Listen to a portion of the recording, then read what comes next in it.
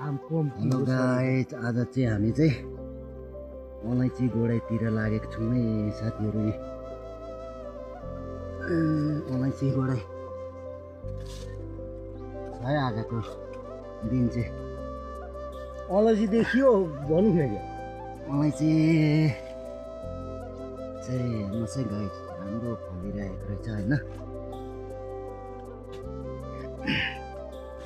यो चाहिँ हेर्नु त गाइस, बबाल फलाइ बबाल छ है साथीहरू।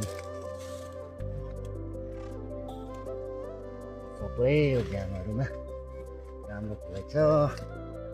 आज चाहिँ यता अलैँची गोडाइतिर छ कालो सुन भन्छ। यो बबाल फलेको रहेछ है।